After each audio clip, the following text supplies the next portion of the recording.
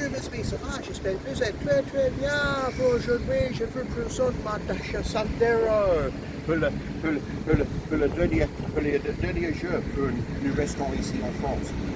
Hello my friends, how are you? Hope you're all right. So for today, I'm presenting you my Dacia Sandero on a long-term lease, and they've plucked the matriculation to the top of that, so the registration plates are temporary title, temporary transit. So this is virtually our last day here in France, or tomorrow we fly out. So yeah, so just to gloss over what our ownership experience has been like of this new Dacia Sandero Stepway, how it's been, have there been any issues that have transpired. So I want to show you everything that's happened with the car. And, so let's get to work. So now that after we've washed the car and that, you've had this plethora of bugs all over the front end, all over the headlights, grille, bonnet, everything, windscreen, the rear vision mirror, the wing mirror caps, everything all cleaned off now, so it's a lot better. So let's take a look at the engine. We have driven over 12,000 kilometres. I think 12,300 kilometres is what I've driven the car, and yeah, so thereabouts, and it's been a good ownership experience. So yeah, the 1 litre 3-cylinder turbo petrol engine hasn't broken down. It hasn't given us any issues or anything like that. But as I did say along the right at the outset of this car, it does have 30,000 k service intervals, so 18,600 mile service intervals, which in my opinion is way too long. So see what the engine oil's like and that. And this is the colour of the oil after 12,000 kilometres. As you can see, even though there's plenty of oil in that, I haven't added any oil. This is just the reading we've gotten off the dipstick. So, so as you can see, if I place my finger onto the oil itself, that's the colour of it now. So, would you trust this oil to last a 30,000 kilometre service interval? That's the question. To me, this is pretty dirty now, 12,000 k's. In fact, if anything, I would be tempted to reduce the service intervals down to 10,000 kilometres, 6,210 miles between every service, and that'd make this engine last a lot longer.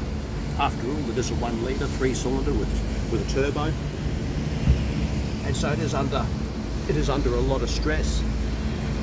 And that's the condition of the oil at 12,000 kilometres. So if I was to own this long term, I would reduce the service intervals down to 10,000 k's a piece, or 12 months at the absolute outside time wise. And just to preserve the life of this little 1 litre turbo 3-cylinder petrol engine. Hasn't been any issues with the engine, as I said. All the levels have been good, coolant's good. Oh, windscreen washer fluid is off. You use that when you need to anyway, so you top that up on an as necessary basis. So yeah, nothing visible's gone askew. The belt's in good, the serpentine belt's in good condition. No issues with starting the vehicle even at -2, -3 degrees Celsius temperatures in Sweden and Norway with heavy snow. So far, nothing to report engine-wise.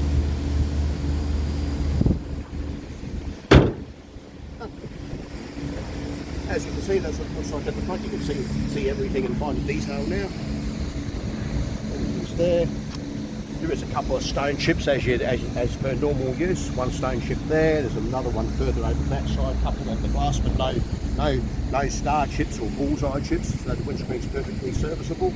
No issues there. Tyres are still quite okay. Probably about 4 millimetres left on the tread. Originally it was about, I think it was about closer to 6. I didn't do a physical measurement when we took delivery of the car in March. So the rear ones are still around in the 5 range, so I would say the tyre wear is going to be, well, you might get about 45,000 kilometres out of the tyres at the outside, I think. I doubt you'd get much more than that. 50 you'd be pushing it, but that's on the proviso of performing front and rear tyre rotations every 10,000 kilometres.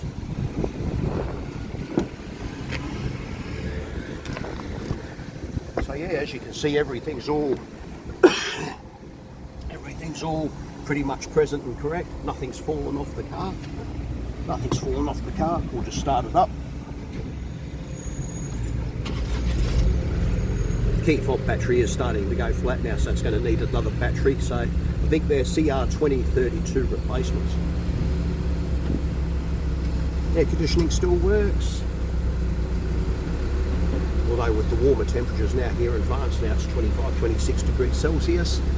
It is, the air conditioning's still working, but doesn't quite have the strength of a Japanese car. Not quite the strength of that. But yeah, so far we've driven 12,329 kilometres, and that's all right there. 12,329, so subtract 12 kilometres off that. So what's that? 12,329, 12,19, 19, so 12,317 kilometres is what we've driven to this present point. But again, everything works okay. The engine still sounds healthy as ever. But I would be very keen to reduce the service intervals, like I said before, down to 10,000 k's a piece. Hasn't had any issues with the gearbox, nothing like that. It all shifts quite smoothly, the typical clunky Renault gearbox, but still works well though. No issues there. The reverse camera still works okay. It does have the intermittent issue of where the radio volume won't resume once you start the car overnight. That's happened probably about 4 or 5 times over the course of 12,000 plus k's. So all that, so it's just basically a case of turning the radio off and then doing to do the reset, and then the volume resumes after that. No, nothing like that. Everything works, as I said. Sun visors are still all together, despite the Dacia build quality, which is on the rough side, but everything seems to stay together in one piece. Shut that down. So yes, little Dacia, that Dacia key fob needs a new battery. It's still working for now, so Dacia coming at you. But as I said, no issues to report there.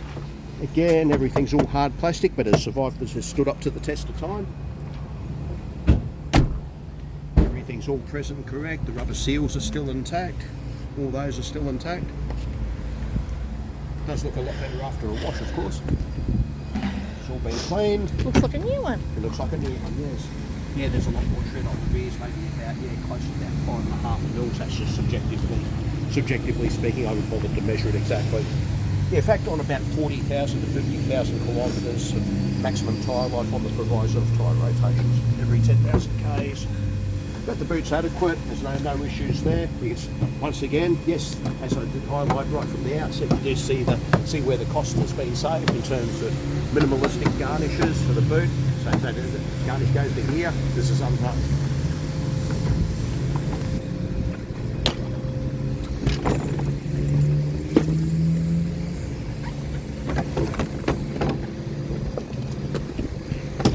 Yeah, nothing's fallen off in the boot area or anything like that. It's all the same, hasn't changed. Still quite a Spartan car in terms of equipment and garnishes. Yeah, have not had touching wood, have not had to use the space saver spare tyre. Yeah, it's that touching wood when I say this. Yeah, that's the touching wood. That's it, touching wood. So there's a plastic composite really. Yeah. Yeah. Trust me, mates. Anyways, so that can go back into its original place. Yeah, so there's still one screw missing out of that plastic garnish. Yeah, so Dacia Moroccan build quality, Dacia's Morocco factory in Tangier. Yeah, it's easy enough to fix. Just put another screw into that garnish to replace the one that wasn't fitted.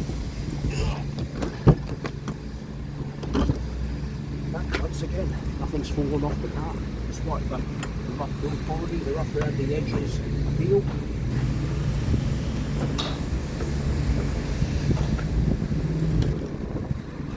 Yeah, so as you would have seen with the suitcases before, just standard size suitcases.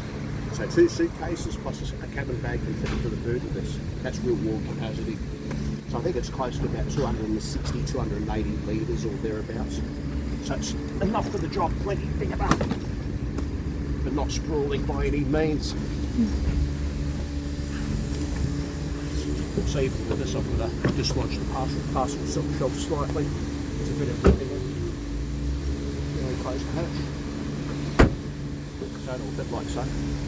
So yeah, as I said before, nothing to report build quality wise, bar the fact that it is roughly built, but built to last. Door's still closed with that solid thump. It's been comfortable, no issues there.